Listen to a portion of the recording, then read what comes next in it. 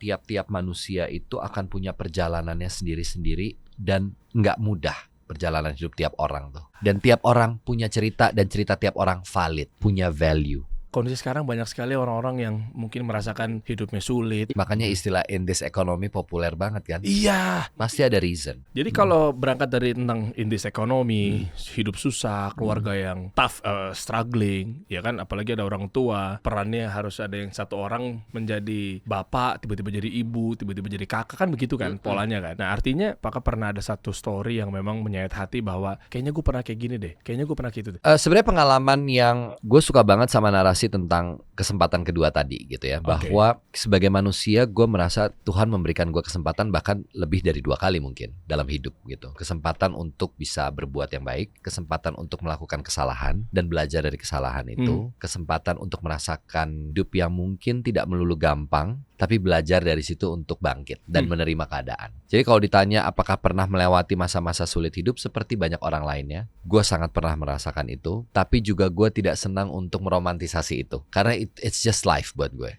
Gue biasa dididik sama nyokap gue, hidup ketika kita mengalami kesulitan dalam hidup tuh ya kita cuma perlu terus menjalani itu dan mencoba yang lebih baik supaya kita bisa mudah-mudahan di depannya kita step up the game lah gitu. Kita menapaki itu menuju ke tempat yang lebih baik gitu. Jadi maksudnya menjadi provider gitu ya buat keluarga, buat menyekolahkan adik dan segala macam. Gue melihat itu sebagai kayak sesuatu yang gila, gue beruntung banget ya Tuhan masih kasih kesempatan gue untuk bisa kayak gini. Gue belajar banyak dari itu semua gitu. Mungkin kalau nggak dikasih kesempatan itu pelajaran hidupnya berbeda lagi gitu. Tapi karena dikasih kesempatan itu, ya alhamdulillah gue jadi belajar banyak juga gitu. Maksudnya ngebiayain adik sekolah dari dia masuk nginjekin kaki pertama kali sampai dia beres kuliah. Buat gue tuh kayak ngurusin anak sih. Bahwa ternyata untuk berguna tuh kita nggak harus punya sesuatu yang besar dulu. Kalau lo mau bantu orang, enggak kok, lo nggak harus kaya dulu.